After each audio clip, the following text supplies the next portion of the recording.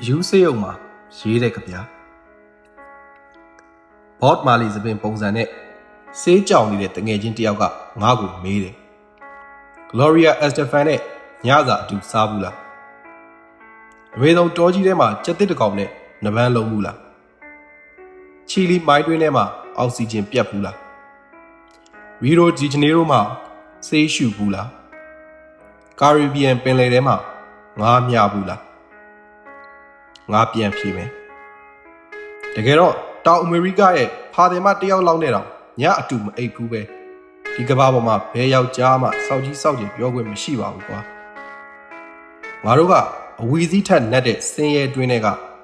ဖာပါဇက်ထက်တောင်ဘလောင်ပလေးများတဲ့ဥပဒေတွေနဲ့တိုင်းပြည်ကကြပြဆရာတွေပါငါတို့ကတရက်ကိုအမဲသားအစိတ်သားကျွေးရတဲ့ကိုလံဘီယာအကျဉ်းထောင်တွေကခွေးတွေလောက်တောင်အာဟာရမပြည့်ဝတဲ့နိုင်ငံသားတွေပါငါတို့ကအရှေ့တောင်အာရှမှာအကျဉ်းကျပြီး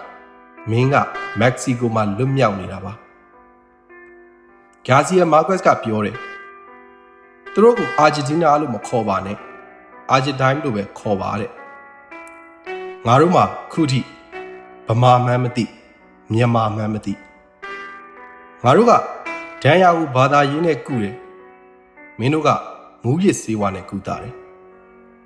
မင်းတို့ကတော်လိုင်းရေးတစ်ခုပဲရှိတယ်ငါတို့ကလက်နက်ကင်အေဂျင်စီတွေရှိတယ်မင်းတို့ကဟာဗာနာရှိတယ်ငါတို့ကနဂနီရှိတယ်မင်းတို့လည်းအော်တိုဗီယိုပတ်စ်ကိုအလကားရခဲ့တာမဟုတ်ငါတို့လည်းမောင်ချောနယ်ကြီးအလကားရခဲ့တာမဟုတ်ဟုတ်ပြီလားတာကြီးကြည်စော်အေး